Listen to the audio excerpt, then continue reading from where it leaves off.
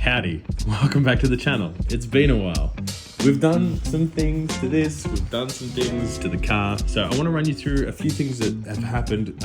Right now, I need to work on getting the car inside the garage because my darling wife is sick of staring at the car. And we've done a bunch of stuff. We've put sumps on engines, we have done steering, we have torn the body to shreds for sunroof reasons. There's a few things to cover up, so I'm going to show you a bit of footage and then I'm going to show you what we're going to do next, which is trying to get this into the car. We have bought a transfer case adapter, which is not PJ's, so check that out. ZF6 transfer, it's all ready to go. We have a part-time kit installed in the transfer case, apparently, so we're going to pull that apart and check all that. There's a lot to cover off. This is going to be a big episode. I'm going to try and make this as interesting as possible because I haven't done an episode in a long fucking time. By the end of this episode, we're going to have the engine in the car. No, I don't. I get close, but no, I don't.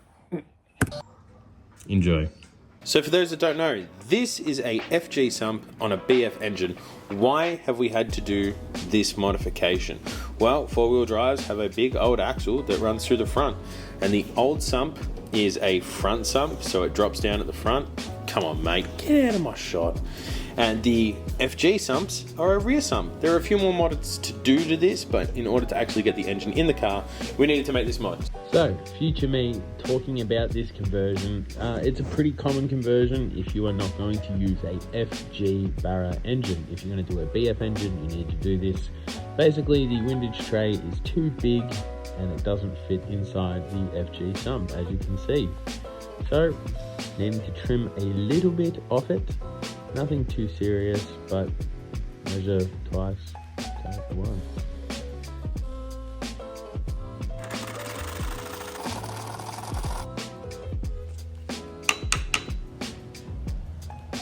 Let's talk about the windage tray. So the real part that I've followed is this under bit, and I've just trimmed around this whole thing, and then I've gone over it with a file. I've done the same on the other side. However, on one side I was long and I didn't need to trim. So basically I've followed the widest part, which is that part there. Now I didn't use a grinder because obviously it was covered in oil. So I was a bit nervous. So I used a saber saw and then a file. I have degreased it once, but I'm going to degrease this thing like 2 or 3 times and wipe it down to make sure I get rid of any potential metal filings, if you know what I'm saying. And then we're going to bung it back in this girl and it should be working pretty fine. Like all this couldn't even touch the top of the sump, and now it sits no problem.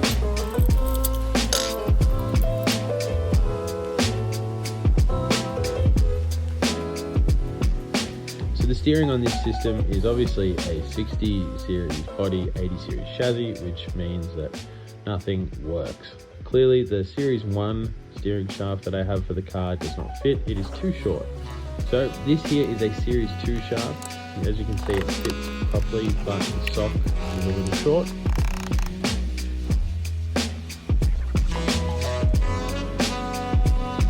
Well, this got out of hand.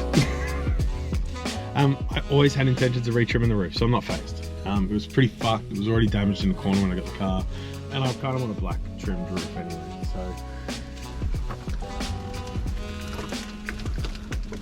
Oh, Jesus, this thing weighs a bit.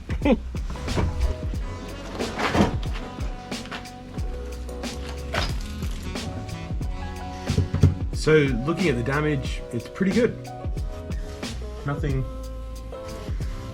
really stands out at all.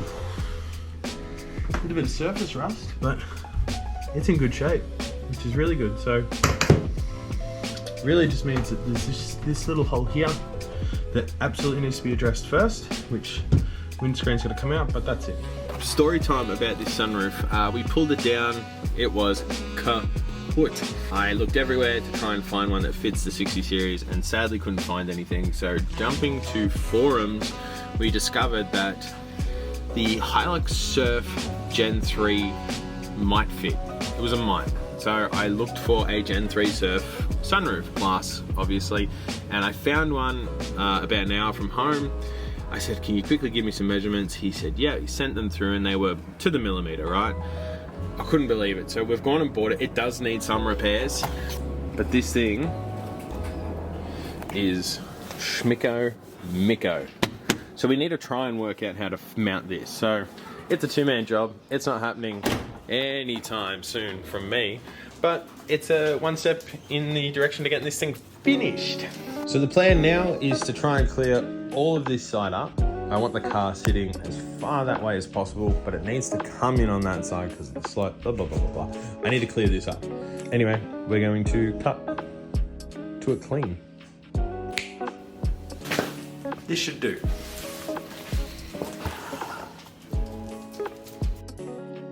Happy Mother's Day to me!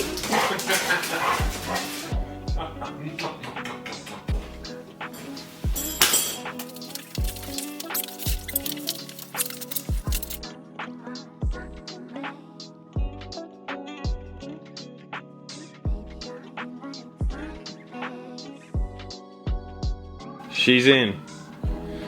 And there is not a lot of room. We are tight. We are super tight. But we're in. I mean, like, there's a bit of room, but like, there's not a lot of room. There's room for me to work. I just don't know how I'm gonna get engine, trans, grinding time. Getting rid of the old engine mounts. Let's get that done.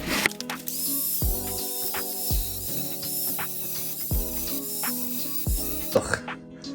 Filthy work. Now that these are cut off, we probably need to start assembling the engine and the ZF6.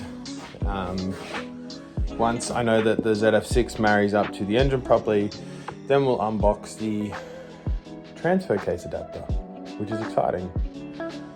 I've still got some tidying up to do in the engine bay, but I'm not gonna rush all that just yet. I'll probably put it in, weld everything in place, like finish the car, essentially get the car running, and then I'm going to strip everything back, send the chassis off to get cleaned properly and prepped and primed, and then maybe even painted if someone does that whole process, and then do final assembly then. So we'll do more tidying up of old mounts and stuff later. Fuck that shit.